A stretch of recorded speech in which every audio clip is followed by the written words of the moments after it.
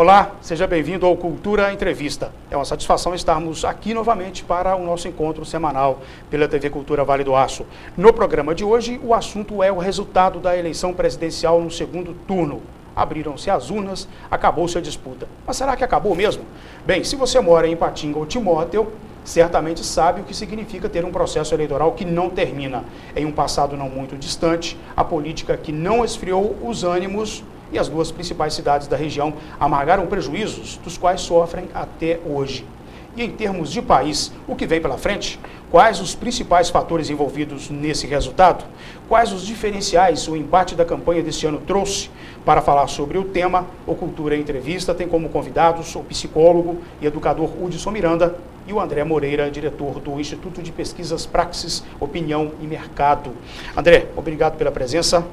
Muito obrigado, Alex. Prazer estar aqui novamente. Legal, Hudson, também obrigado pela presença. Eu que agradeço, Alex. É um prazer estar com você e os seus telespectadores. Você esteve aqui no resultado do primeiro turno, e no primeiro turno havia surpresas, né? Nesse, pelo jeito, não tem surpresa. Já era uma coisa que vinha aí caminhando para se sacramentar nas urnas neste domingo. Eu acho que nós estamos num cenário confuso, né? Do ponto de vista partidário, do ponto de vista político, do ponto de vista de mobilização e cidadania, e esse sintoma já vem sendo apresentado desde as manifestações de junho de 2013, né? Que nós tínhamos múltiplas reivindicações, poucas lideranças ou nenhuma liderança, né? E que já demonstrava uma dificuldade da sociedade brasileira de centrar foco nas suas insatisfações. O que havia de comum nas múltiplas reivindicações era uma insatisfação com o formato político e a dinâmica política do país, né? E isso foi transportado ao longo do tempo, uma vez que essas demandas não foram atendidas, né? Isso veio para a campanha, de alguma maneira, né? E somado à tragédia que ocorreu, né, e a outros aspectos que nós vamos ter a oportunidade de discutir ao longo deste programa, fizeram com que esse cenário chegasse ao ponto que chegou e que nós vamos poder discutir com mais detalhes, né? Legal. André, vamos falar um pouquinho de número. 51,64% da Dilma, 48,36% do Aécio Neves. Essa virada deu-se principalmente em função do voto da população dos estados do Nordeste? Era previsto o domínio petista na região do Nordeste, principalmente onde se sabe, né, onde é sabido que os programas sociais têm mais penetração. O que estava na balança, na realidade, seria o apoio da Marina, daqueles candidatos, inclusive da oposição, que no primeiro turno, somados todos os votos do candidato em oposição a Dilma, a diferença era praticamente, você tinha 41 contra 59, eram 18 pontos. A candidatura, né, do Aécio não foi capaz de captar a maioria destes, né, que deveria ser no mínimo de 70%, para poder seguir. Então é um jogo de forças e uma série de estratégias terem sido colocadas pelas campanhas, especificamente a campanha da Dilma em Minas Gerais, né, que veio exatamente garantir essa vitória do Aécio. Tá, foram duas derrotas simbólicas. Primeiro, em Minas Gerais, o Aécio perdeu no estado que ele governou por 2 anos, a diferença em Minas Gerais especificamente foram 52,41% para Dilma, isso representa 5.979.000 votos. O Aécio Neves obteve 47,59% dos votos, isso significa 5.428.000 votos. Tem uns quebrados aqui também, mas a diferença aqui dá algo em torno de 400.000 votos praticamente, né? Eu acompanhava a apuração e a repercussão da apuração pela Bandeirantes. O Boechat apresentava uma conversa que teve com o Aécio achava que conseguiria sair de Minas Gerais com 2 milhões de votos à frente da Dilma, e isso não consolidou. Por outro lado, em São Paulo, houve uma outra derrota simbólica para o PT, berço do Partido dos Trabalhadores. No entanto, lá, o Aécio Neves obteve 64,31% dos votos válidos contra 35,69% da presidente Dilma Rousseff. É isso mesmo, Hudson? As pessoas estão meio perdidas, sem as suas próprias referências?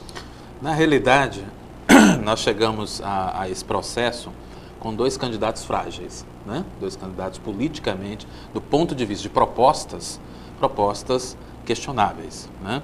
Nós temos de um lado a situação, né, o PT, com uma candidata com dificuldades sérias de apresentar projetos que tivessem conclusão, né? Toda a gestão dela foi motivada por uma série de contingenciamentos financeiros, né? O que desdobrou numa série de obras que não foram concluídas, que aliás estão muito longe da conclusão, né? E por outro lado também nós temos um outro candidato que também tem problemas na sua própria gestão, né? O Aécio Neves, que governou o Estado por 8 anos, e o seu grupo político que está aí há mais de 16, mais ou menos, né? Aproximadamente, coloca como um dos seus trunfos exatamente a educação. E se a gente observar, né, com uma lente um pouco mais próxima sobre a educação, a gente vai ver que, por exemplo, as escolas nesse ano de 2014 não tiveram repasse, por exemplo, de valores referentes ao PDE, que é o único orçamento que as escolas têm mais flexibilidade, correspondente a 2013, em função de um desacerto do próprio Estado de prestação de contas para o governo federal, né? Foi o único Estado com esse problema mais sério. O que ele fala de meritocracia, por exemplo, abriu um ranqueamento de escolas autodestrutivo, né? O que é bastante questionável também. Em relação à questão, por exemplo, de valorização dos professores com o 14º salário, que também foi algo apresentado como trunfo, isso nunca foi vinculado, por exemplo, a projetos criativos que desenvolvessem uma alternativa pedagógica nas escolas. Isso era vinculado, na verdade, ao desempenho obtido no CIMAV, que é o Índice Estadual de Desempenho Escolar. Isso é para dizer algumas questões, né? Então você tem dois candidatos com muitos problemas e houve novamente a polarização. A terceira via seria a Marina Silva, né? Que na época, aliás, seria o Eduardo Campos, né? E que não pairava por ele, em relação a ele, até então, nenhum tipo de problema mais sério, mais grave em relação à gestão. Ele tinha sido, inclusive, da base aliada do governo do PT, né? E rompeu por uma série de questões que ele deixava muito claro. Não temos condição de saber qual seria o desempenho do Eduardo Campos, porque ele morreu muito no início da campanha, né? Na primeira semana de início. E logo em seguida veio a Marina Silva, que se apresentava como essa terceira via. A Marina foi desidratada muito rápido, uma por uma estratégia perversa da campanha petista, né? E outra pela dificuldade que ela teve de suportar pressões. Para quem pleiteia chegar ao cargo de presidente da República, precisa pensar que as pressões serão fortes, principalmente num cenário caótico do ponto de vista partidário como nós temos, com 28 partidos, que é uma coisa impraticável, né? Então isso é só para dizer alguns números. Inclusive dentro dos números, vou entrar só um pouquinho na sua área, André, se me permita, essa questão de discrepância, né? Enquanto o Aécio desidratou o PT em São Paulo, quer dizer, ele não conseguiu eleger nenhum deputado federal, perdeu o seu senador, que é o Eduardo Suplicy, né? E teve um declínio muito grande, inclusive enfrenta uma resistência muito forte em relação à administração Haddad, né? Por outro lado, ele compensou isso no Nordeste. Se a gente somar os votos de Bahia, Pernambuco, que se esperava uma adesão muito forte ao Aécio, e ele perdeu com 70% de adesão ao PT, né?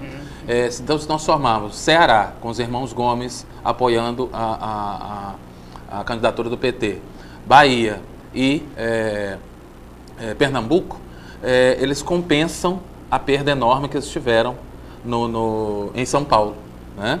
Então, é só para a gente entender como é que funciona isso. E o Aécio saiu com a defasagem de conquista de votos dentro do Estado de cerca de 2,5 milhões, quer dizer, os 2 milhões que ele queria, ele não conseguiu, ainda perdeu 500 mil, né? Quer dizer, de diferença aí para Dilma. Então, isso é muito sério para a gente pensar como é que está essa confusão, e as pessoas têm muita dificuldade, se você olhar, já que você tocou nas redes sociais, né? Que seria uma plataforma interessante de discussão democrática. O que a gente viu foi uma série de ataques, né? Muito profundos, e desconectados de uma real discussão política, de propostas, né? Então a coisa ficou muito vinculada à corrupção e não corrupção, mas quais eram as verdadeiras propostas? Qual seria o verdadeiro modelo alternativo ao que está, né? Isso ainda ficou muito nublado, né? As pessoas falavam que iriam mudanças, mas havia dúvida, assim, quem? Sim. Porque tirar alguém Inclusive do lugar, as pesquisas, né? outro. As pesquisas dão conta de 70% da população quer mudança. Não queria, não. Ela quer mudança, né? Inclusive, se a gente olhar a dança dos números, né, ao longo do tempo, mostra que a população oscilou muito, né, em desejo de mudança, em dificuldade de entender onde é que eles querem chegar, onde é que eles queriam chegar. Né? André, e os números aqui do Vale do Aço obtidos nessa votação do segundo turno? Eu vou citar só como exemplo aqui para abrir nossa conversa. Em Belo Horizonte, a Dilma saiu com 64,27% dos votos válidos. Lá o Aécio obteve 34,73%. Belo Horizonte, que é uma cidade com passagem de vários governos do PT. Não é? Quando você traz aqui para a região metropolitana do Vale do Aço, a Dilma ganhou nas 3 principais cidades da região metropolitana, ou seja, Paraíso, Coronel Fabriciano e Timóteo. No entanto, perdeu em Ipatinga. O que significa exatamente isso? O caso de Ipatinga especificamente, ele é fácil de ser observado. A ciência explica que o voto se dá pelo bolso. A decisão do voto ela se dá pelo bolso. E nós vivemos um momento econômico crítico na cidade, né, com esse problema da siderurgia, que já se arrasta de algum tempo. E junto disso, uma ação muito propositiva ou muito de enfrentamento realmente da oposição em relação à administração local, em que realmente se trabalhou muito nesse sentido. Houve uma pressão muito grande da oposição aqui, que eu creio que fez com que houvesse essa vitória do Aécio aqui dentro. Fatos vinculados, por exemplo, à presença do Castelo Branco na equipe do Pimentel. Né? O Castelo Branco foi o presidente da Uzi Minas. Presidente da Uzi Minas. E chegou no momento aqui para fazer uma espécie de limpeza para arrumar a casa. No setor administrativo da siderúrgica. Deixou uma série de pessoas insatisfeitas na cidade. Uhum. E não havia praticamente, André, uma esquina onde você não encontrava alguma denúncia contra o PT. Claro. Seja no nível federal, no plano federal ou no plano estadual. Uhum. E ainda mais, soma-se a isso o fator de que Ipatinga é uma cidade que tem um alto nível de escolaridade. As pessoas são escolarizadas. E com isso aí, o próprio Hudson citou aqui sobre a participação das redes sociais, as pessoas se informam, os grupos se conectam, se comunicam e, como tal, essa informação flui. Então, tudo isso acontece no cenário nacional, quando se instala, por exemplo, um escândalo, né, se há a delação de uma Petrobras, como foi o caso, afeta diretamente esse eleitor com o eleitor escolarizado. Muito embora Ipatinga tenha cerca de 11 mil famílias inscritas no Bolsa Família. Que também teve um peso significativo. Exatamente. Olha, nós temos aqui também, participando conosco hoje do Cultura Entrevista, mais 3 convidados. Na verdade, teríamos mais 3 convidados e acabaram sendo só 2 por causa de um problema técnico. Mas nós temos aqui conosco o jornalista e estudante de Direito, Hermes Quintão, que é de Timóteo, e o professor economista Daniel Miranda. Nós vamos ouvir o Hermes Quintão, porque o Hermes vem trazer justamente essa questão do debate que foi levado para a internet, para o mundo virtual. Vamos ouvir o jornalista. A questão é a seguinte, a internet hoje, ela se popularizou. O cidadão ele já consegue acessar a internet pelo celular dele, pelo computador, até pela televisão você já acessa a internet. E ela se consolidou hoje como o veículo de maior penetração, justamente porque ela permite que haja uma via de mão dupla da comunicação. A comunicação que na televisão, no rádio, era uma via de mão única, só uma pessoa falava e o ouvinte, o espectador, receber aquela informação. Com a internet isso ruiu. Então você pode ouvir o que a pessoa fala, ver o que a pessoa fala e comentar, interagir. Mas agora, ao mesmo tempo que deu essa democratização, essa liberdade, ela também dissemina muita informação mentirosa, muita informação falsa, porque sobretudo porque as pessoas estão protegidas pelo anonimato. E isso é um perigo para a democracia, porque o que coloca na internet, lá sobretudo quando alguém compartilha, se um familiar, se um amigo seu compartilha uma informação e aquela informação ela é mentirosa, mas você vai achar que aquela informação ela é verdadeira, porque foi compartilhada por uma fonte idônea, no caso seu amigo, um familiar.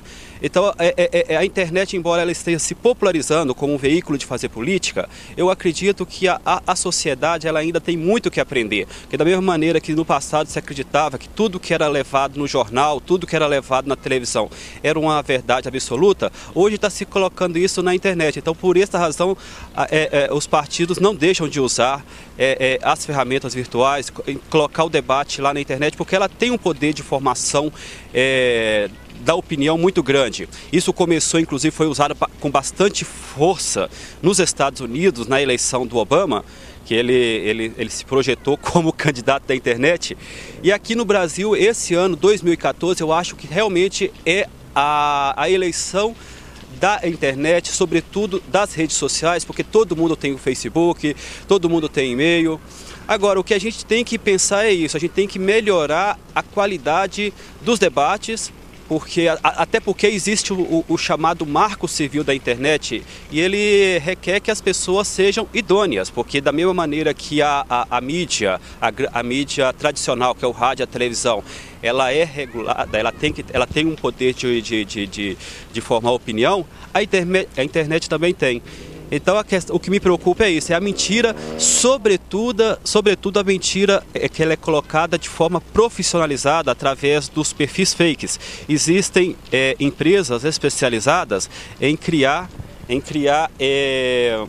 perfis falsos na internet apenas para denegrir a imagem dos candidatos. E eu acho que você denegrir não é a proposta, não traz nada de saudável para a democracia, porque a gente precisa trabalhar com a verdade. E agora, qual que é como que um perfil fake, um perfil que já nasce falso, ele vai transmitir informações idôneas? Então a gente tem que, eu acho que a internet, embora ela seja revestida por essa parte da democratização, eu acho que ainda ela tem muito que evoluir, que avançar, e isso eu acho que vai ser feito só a partir do tempo e principalmente a partir do momento que a internet ela for tratada como uma política pública ensinada na escola, na sala de aula, porque a gente, ela tem um potencial enorme, mas como é dito, ela é mal utilizada justamente porque as pessoas elas não têm um ferramental, ela não tem um referencial técnico muito grande, né? Na verdade.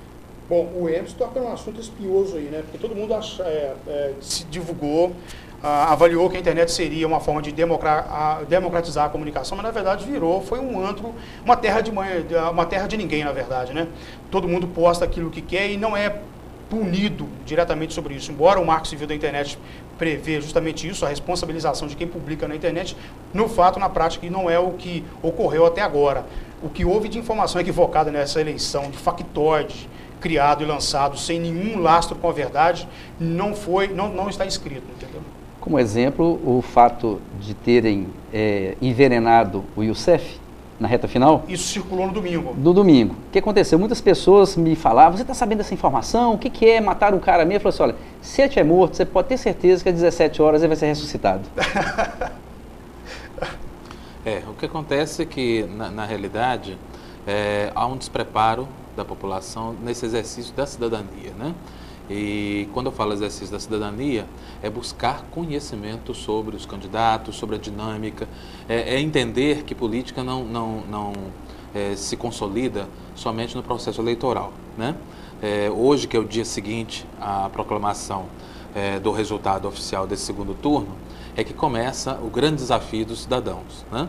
Que é de buscar acompanhar o que acontecerá com o legislativo, né? E com o executivo nas suas mais variadas instâncias. Os acordos que serão feitos para o apoio da base aliada, exatamente, a eleição do presidente da Câmara, do presidente do Senado. Então, essa dificuldade faz com que haja um terreno fértil para a guerrilha digital, né? E para o desconhecimento. E aí a gente vê amigos se tornando inimigos, né? Parentes brigando entre si. Quer dizer, numa polarização e numa radicalização que não contribui para a democracia e que não é democracia. Isso não é democracia. Pior, às vezes, por causa de uma informação falsa. Olha aqui, nós vamos a um rápido intervalo, voltamos logo na sequência, aí nós vamos falar o seguinte, hoje pela manhã, um dia depois da eleição, já rolava na internet uma petição pública pedindo o impeachment da presidente Dilma Rousseff. E também um outro assunto que ganhou destaque na eleição do segundo turno, principalmente no segundo turno, que se chama a intolerância de classes. É um minuto só, nós voltamos à sequência do Cultura Entrevista.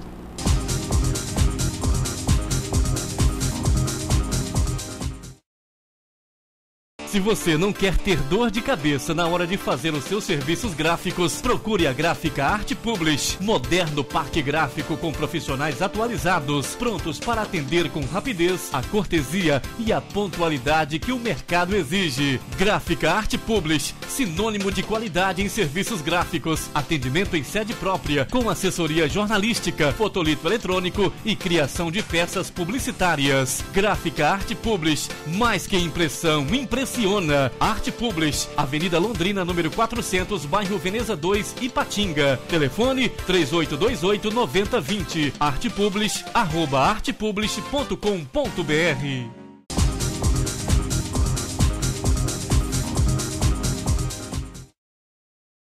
Muito bem, nós estamos de volta com o Cultura Entrevista, que hoje repercute o resultado do segundo turno da eleição presidencial e tem aqui como convidados o André Moreira, da Praxis Pesquisa e Mercado, e também o Hudson Miranda, que é psicólogo e educador.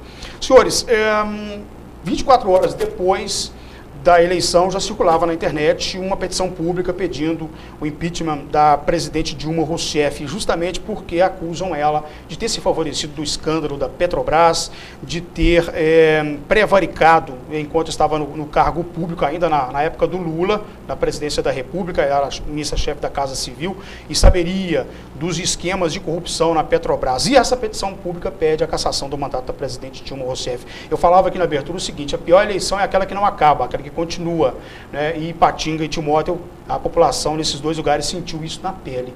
Essa história do impeachment, André, para você, ela pode ser levada adiante? Olha, os mecanismos jurídicos para isso existem, e claro que vai depender muito também da ação do Legislativo, né? De como que isso vai cair na Câmara, por exemplo, a partir de que instante que isso vai rolar lá dentro. Né? A população rapidamente tirou o Collor do poder lá em 1989. De uma hora para outra, uma mobilização popular. E outra coisa, aí vem também um dado que talvez as pessoas não tenham percebido ontem, na hora da comemoração em que a Dilma se pronunciava lá em Brasília. Em dado momento ela parou o discurso para que o coro, né, que estava ali da multidão, pronunciasse um Fora Globo majestoso. O povo não é bobo, Fora Globo. Fora Globo. Então você imagina mexer com uma estrutura de poder de comunicação como é a Globo, é algo que já deu resultado negativo lá atrás. E a propósito, o Collor foi cassado porque mexeu com grandes corporações, grandes interesses. Isso aqui, até o governo Collor, era só uma empresa que vendia no Brasil. A partir do governo Collor, várias outras entraram. E por isso nós conseguimos comprar um computador. Talvez pudesse ter melhorado esse mercado, mas ia demorar muito mais, né? Ele acelerou o processo, entre outros fatores. Hudson, acredita que o impeachment, o impedimento ou a cassação da Dilma possa ser levado adiante com essa história da Petrobras? Acho que ainda é cedo para a gente entender como é que o judiciário vai se comportar com tudo que está sendo revelado dentro da delação premiada, né? E como é que as forças políticas vão se compor e vão reagir. Quando a gente fala da época do Collor, nós temos que lembrar também que o presidente não sofreu esse impeachment por um processo de indignação e busca de limpeza ética. O que favoreceu mais a perda do mandato do presidente Collor, do ex-presidente Collor, foi exatamente o fato dele tentar governar o país virado de costas para o Congresso, né? E isso realmente fez com que ele ficasse sozinho, né? Muito rapidamente ele perdesse sustentação, né? Quer dizer, ele era de um partido pequeno, o diálogo dele com as demais forças políticas era mínimo, né? E ele tentou ele acreditou na fantasia de governar simplesmente por força popular, né? E aí ele acabou entrando num cenário caótico e deu do que deu, né? Okay. Então eu acho que nesse momento nós não estamos nesse cenário. Esse cenário é muito diferente. Existe um cenário de indignação popular, evidentemente, existe um cenário de angústia e de muitas revelações, né? Mas evidentemente que a justiça, mais do que trabalhar com revelações, ela trabalha com comprovações. Então é muito cedo ainda para a gente saber que elementos poderão comprovar, né, isso que está vindo à tona através da imprensa e através desses vazamentos, né, que estão ocorrendo. Um negócio é o critério que a justiça usa para julgar quem chega lá processado. Outro critério é o que o Congresso usa. O André queria colocar uma coisa. E uma outra coisa também é o seguinte: existe caso a oposição queira se manifestar e dar andamento a esse tipo de solicitação, esse tipo de manifestação popular, Hudson, existe outra coisa que ela tem que caminhar muito mais rápido, a oposição tem que fazer com que isso caminhe rápido, porque existe a possibilidade de, até o final do mandato, 2018, desse segundo mandato da presidente Dilma, ela eleger mais 6 ministros do Supremo. O que daria para ela uma autonomia, assim, uma folga muito grande, porque são todos indicados, eles não são escolhidos aí. Vamos falar, o próprio partido que indica. Né? Então, ou seja, 10 em 11. Então, ou seja, a manifestação popular, nesse instante, pelo fato, aí, Hudson, acho que tem uma diferença muito grande e que pode dar muito mais peso, é pelo fato de ter, efetivamente, o resultado das eleições, ter rachado o país ao meio. Né? Ou seja, tem uma turma no poder e, do outro lado, tem aquela que perdeu, que são exatamente aqueles responsáveis nessa clivagem social que foi colocada pela fatia da produção do país. É quem paga a conta do país. Então eu creio que vai haver realmente coro, vai dar coro, não que seja um resultado imediato, tá? Porque existe exatamente, tem que se ver esse arranjo interno lá também, como que essas forças vão operar. Eu acho que o cenário é muito complexo, né? Para a gente acreditar que povo na rua já vai resolver o problema ou vai fazer esse caminhamento. Eu acho que a oposição sai fortalecida, evidentemente. O PSDB, embora tenha perdido, por exemplo, um estado importante, né, como Minas Gerais, e perdeu por aquelas questões que a gente já falou aqui, por exemplo, o próprio governador que governou o último ano é pouco conhecido, Pinto Coelho, deveria ter sido candidato e não foi, e ninguém sabe a explicação adequada do que ocorreu, né?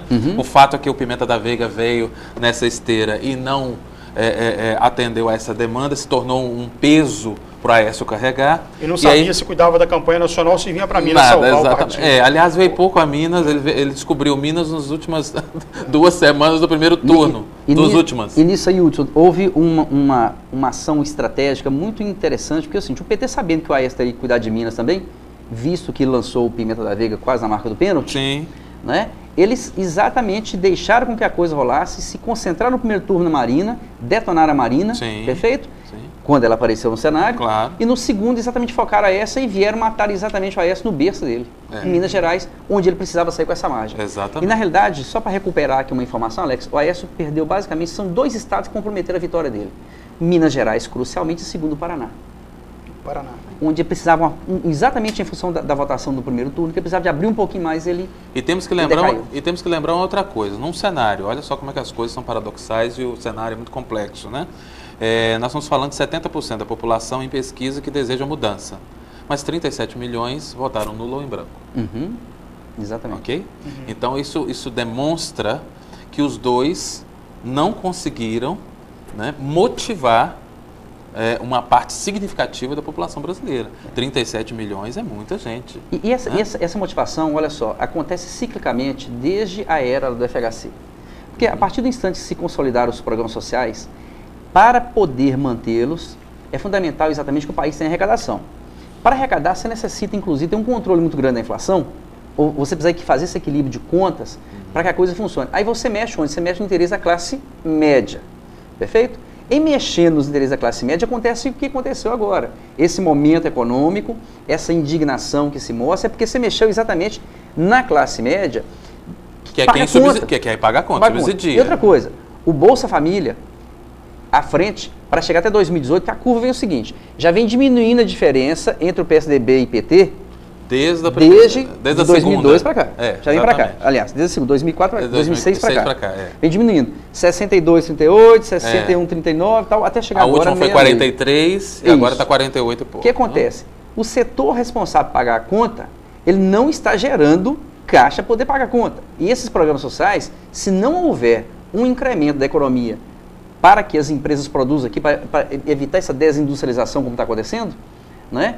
Vai acontecer de chegar na frente e faltar dinheiro exatamente para os programas sociais. Mas é interessante a gente observar também, a gente não ser ingênuo de acreditar que esse movimento de querer mudança é só da classe média. Existe também uma outra parcela da população que está observando a não conclusão dos projetos, né? Quer dizer, quantos projetos são ótimos, são excelentes na sua concepção, né? Mas os números anunciados sobre eles não correspondem à realidade. Então, existe uma parcela da população que pode não ser da classe média especificamente, né? Mas que está começando a entender, está havendo um desgaste entre o que se fala e o que se faz efetivamente, né? Hudson, sobre isso, até só te aproveitar o seu gancho, porque o pré-requisito para ser um beneficiário dos programas sociais, especificamente, né, da integração lá do Bolsa Família, é ter, por exemplo, na família, você ter os filhos matriculados na escola. Como tal, um estudo, inclusive, que eu tive acesso em 2010, mostrava o seguinte: aqueles que foram, né, que entraram lá em 2002, que aderiram, aquelas famílias que aderiram ao sistema lá em 2002, ao chegar em 2010, já tinham filhos com 8 anos de escola, muitos deles com tempo de escola superior aos próprios pais. Perfeito. Já estamos em 2014, 4 anos transcorreram, então já são 12 anos. O que acontece com isso? Esse pessoal tem acesso à informação, né? Eles estão preparados para um mercado cada vez mais, é um mercado que o força ao consumo, ele é extremamente agressivo. Aí o indivíduo passa na frente de uma loja que vende smartphone de última linha, ele vê que a coisa maravilhosa, R$2.000, ele fala assim: e aí, como é que eu vou comprar esse negócio? Não tem recurso, por quê? Ele foi instruído, ele foi treinado, foi escolarizado, mas chega um ponto que ele não tem, inclusive o mercado não absorve essa mão de obra. Ótima colocação. A questão aí é o entra seguinte: o Pronatec, por exemplo, como foi o argumento, para colocar uma economista fazendo o Senai, né? Isso, eu vi essa história. Existe uma dificuldade muito grande de entendimento, por exemplo, de como é que essa transferência de renda que é importante, as políticas afirmativas são importantes, ninguém está negando isso, né? Ninguém de bom senso vai negar essa importância, mas como é que se encaminha isso para o desenvolvimento e crescimento juntos? Porque eu posso ter um país que cresce, mas não desenvolve, assim como eu posso ter um país que desenvolve, mas não cresce. São anomalias, né? E a gente está vendo um certo divórcio entre crescimento e desenvolvimento do país, né? Quando o Lula saiu no segundo governo, ele saiu com um crescimento de 7% ao ano, e agora nós estamos com 0 ponto alguma coisa. Isso é um cenário né? significativo, se der. Então, aí, o que acontece? Tem ainda uma questão em relação a essa questão do estudo, que o aluno, além de ele está tendo acesso, nós temos um sucesso muito grande do acesso, mas temos um número muito preocupante na evasão e no analfabetismo funcional. A gestão da educação está muito ruim. E o PSDB, no caso aqui o Aécio, não conseguiu apresentar uma alternativa para isso. Sim. Porque foi o PSDB, por exemplo, na gestão do Eduardo Azeredo, que extinguiu a formação técnica no segundo grau, por exemplo. Vocês devem se lembrar disso, né? Então foi extinto no governo do PSDB. O Antônio Anastasia, né, nessa última gestão, criou então Reinventando o ensino médio, que não reinventa coisa nenhuma. Eu estou falando isso como consultor na área de educação, né? Que não reinventa coisa nenhuma e não qualifica o estudante para nada. Olha só. E que deixou as escolas perdidas sobre o que realmente fazer. Certo? Então, por isso, todo mundo fala em educação, mas não apresenta uma alternativa que é fundamental, estratégica para o Brasil. Assim como vem outras alternativas, né? Como a desoneração do custo Brasil, que é altíssima. Todo mundo promete desde 2002 e ninguém faz, porque ninguém quer abrir mão temporariamente de uma receita por impostos em cascata para ganhar num imposto simplificado, né? E a longo prazo, médio e longo prazo. E só para terminar, eu estava falando da questão do PSDB que perde o governo de Minas, mas ganha no parlamento. Ele chega muito forte no Senado, né? Com Tasso Gereissati, José Serra, Antônio Anastasia e assim por diante. Né? O time é bom, o time é muito bom. Exatamente, um time excelente nesse sentido, né? Eu acho que vai dar contribuições importantes. Né? O próprio vice do Aécio, Aloysio Nunes, né? Fica muito forte em São Paulo, que ganhou no primeiro turno com uma margem muito elevada, né? E ao mesmo tempo ganha mais 10 cadeiras na Câmara Federal. Né? O PT não consegue reeleger, não consegue eleger nenhum deputado federal por São Paulo, mas ganha Minas Gerais, né?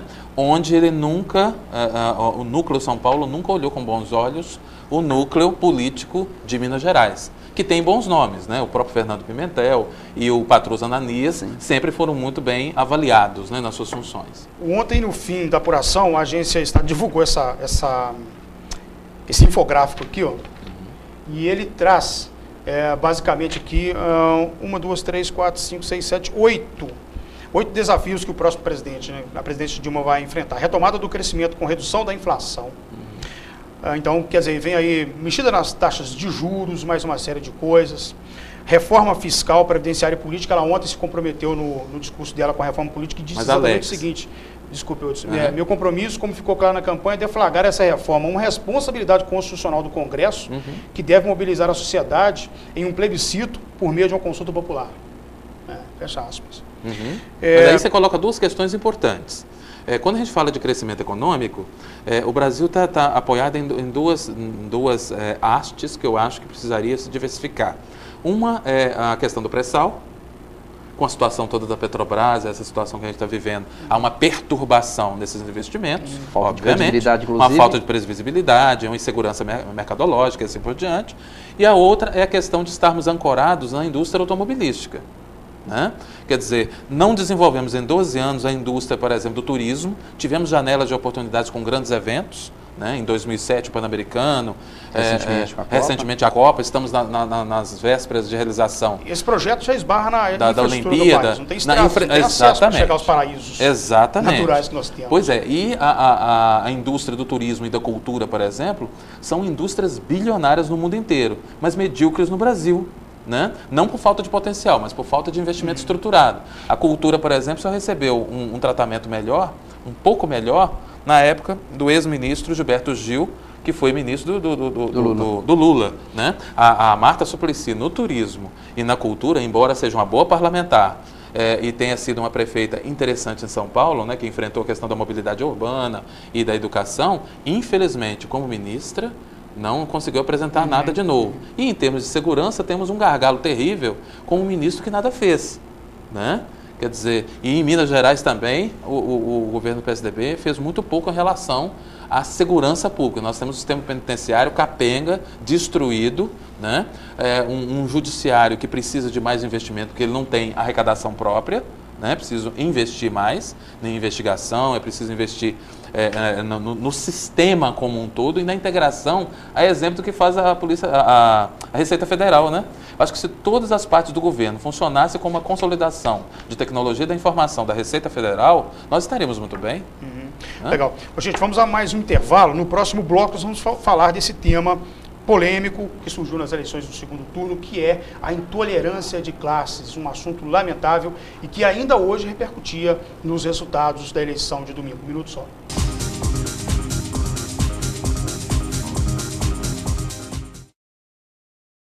A Clinap dispõe de um amplo mix de produtos, equipamentos e acessórios para limpeza.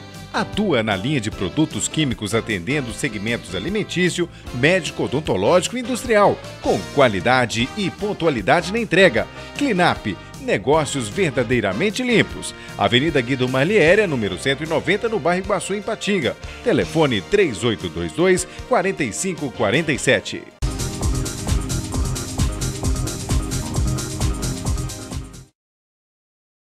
Muito bem, nós estamos de volta com o último bloco do Cultura Entrevista. Bom, nós comentamos no bloco anterior que o segundo turno das eleições trouxe uma face nefasta na sociedade brasileira, que é a intolerância de classes. Começaram nordestinos que xingavam os moradores do Sudeste e os moradores do Sudeste detonaram os nordestinos. E ainda na manhã de segunda-feira, depois do resultado das urnas, ainda havia xingamentos entre populações das duas regiões.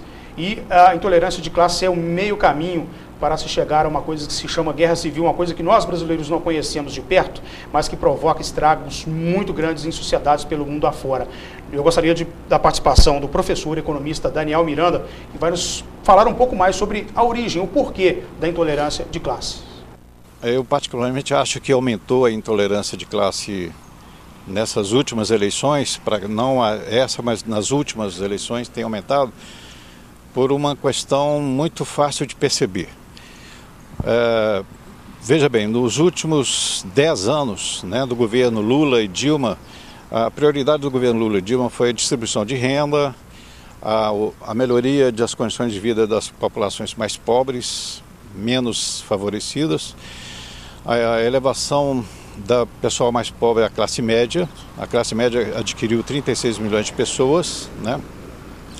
Houve também um considerável aumento de renda dos 20% mais pobres da população, que aumentou em cerca de 84% a renda dos 20% mais pobres, enquanto que a renda dos ricos aumentaram 28%. Então, proporcionalmente, aumentou mais a renda dos mais pobres do que dos mais ricos, né? E também do pessoal, da população negra, por exemplo, no Brasil, né, teve a melhoria de 64% a mais de renda, enquanto que a população branca foi 41%.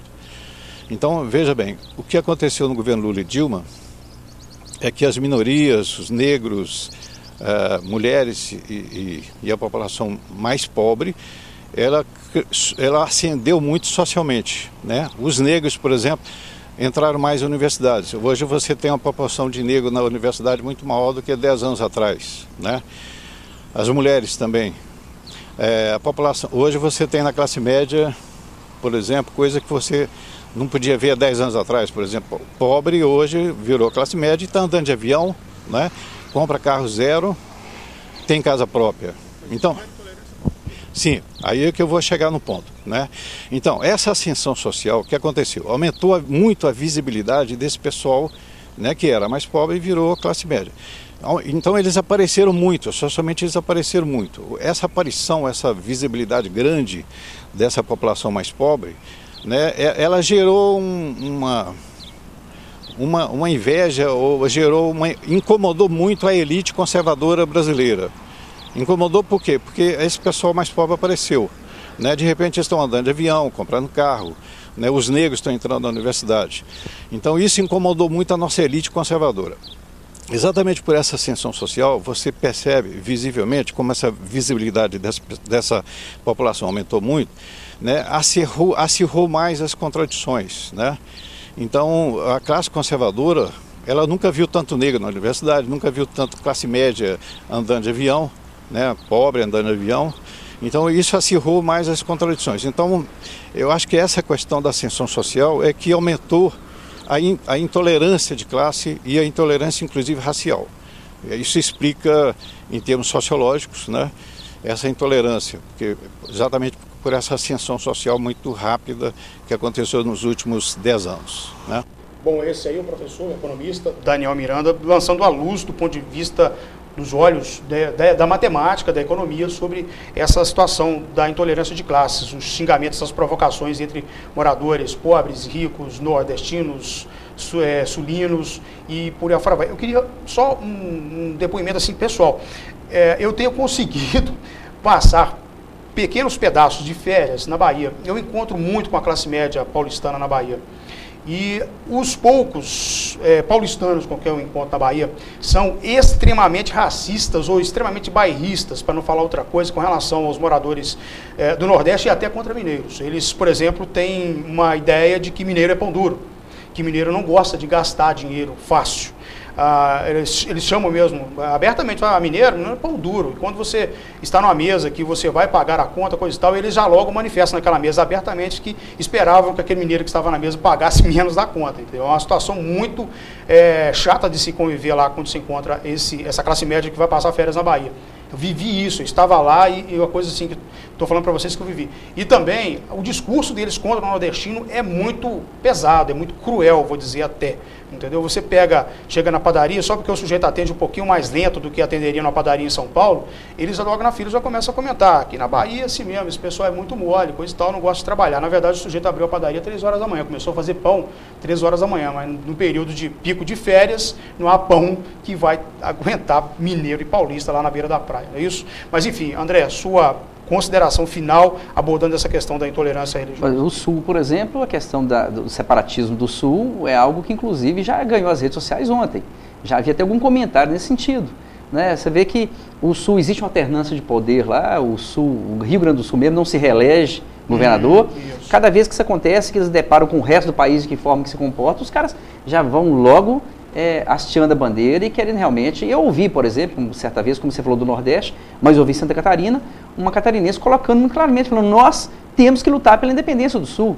Existe uma diferença entre aquilo que acontece aqui e o resto do país. E o Brasil realmente, assim, essas questões regionalistas, né, o Sul, o Sudeste, o Nordeste, o Centro-Oeste, o Norte, existe realmente uma diversificação ou uma diferenciação pela economia, pela cultura. Quer dizer, a cultura em si, a diversidade cultural, ela é extremamente favorável, né? Ela só enriquece. Ela só enriquece. A discussão, a diferenciação cultural, ela só enriquece a diversidade da nossa cultura, quer dizer, complementa isso. Agora, em termos de separatismo, em termos de se incriminar ou de se, vamos dizer assim, discriminar alguém, né, como é a questão do nordestino, mas eu acho que em se tratando da política, há muita exploração também das campanhas pelo tema. Se explora a campanha explora isso. Porque vê que aquilo está dando volume de debate. Tem recall, né? Está dando volume de fala, vamos incentivar, olha, bota um fake aí na rede, fala que exatamente o nordestino, ele é, apesar de que São Paulo é que mais recebe os nordestinos no país. Você imagina São Paulo ser a mão de obra do nordestino? Eu duvido que o sujeito lá de Pindamonhangaba vai deixar sua família para ir trabalhar na construção civil, para ir trabalhar na limpeza urbana no estado de São Paulo. E São Paulo sobreviveria sem o minério de ferro de Minas Gerais e tantas outras coisas que descem pela Fernão Dias e dessa Serra do Mar na MR Logística? Por isso a questão da unidade, que muitas vezes eu até entendi no discurso do Aécio, por exemplo, quando ele colocava isso, que percebia isso. À medida que havia esse distanciamento, que havia essa questão regionalista, né? Ele exatamente buscava isso por discurso dele. O que ontem, né, a Dilma colocou isso.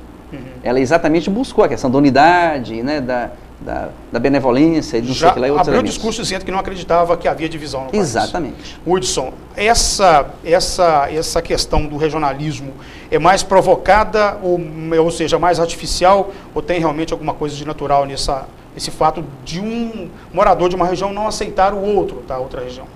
Bem, natural não é, né? Isso é resultado da convivência, das anomalias da convivência social. O que falta é um investimento maior, não só na visibilidade dessas minorias, mas no investimento em direitos humanos, né?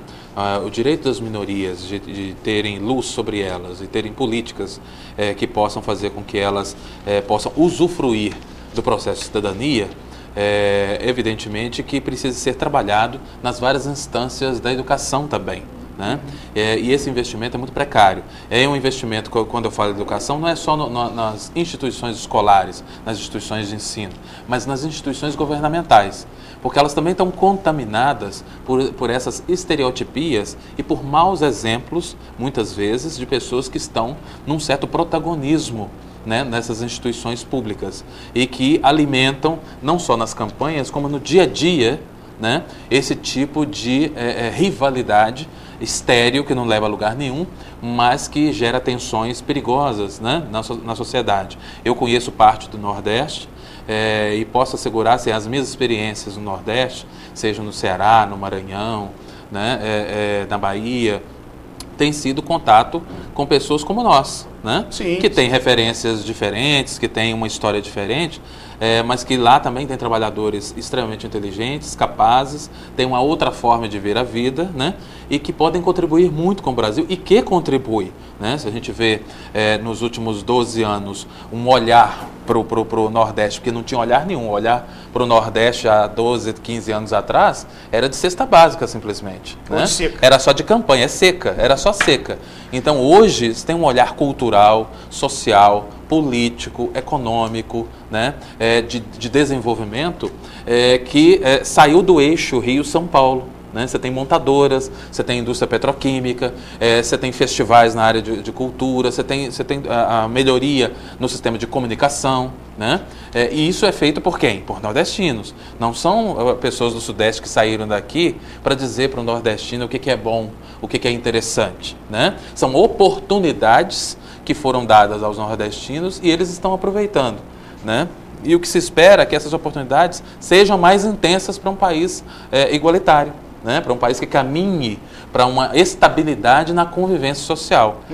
Inclusive, o grande desafio agora é o Norte, né? Onde, inclusive, a presidente perdeu né? Ela compensou com o máximo que ela poderia ter no Nordeste. Né? Mas é preciso de um olhar. Hoje ocorreu um sintoma, né, nos números do Norte que pede socorro, pede um olhar, porque ele tem características e especificidades que até agora em nenhum governo, né, foram observadas.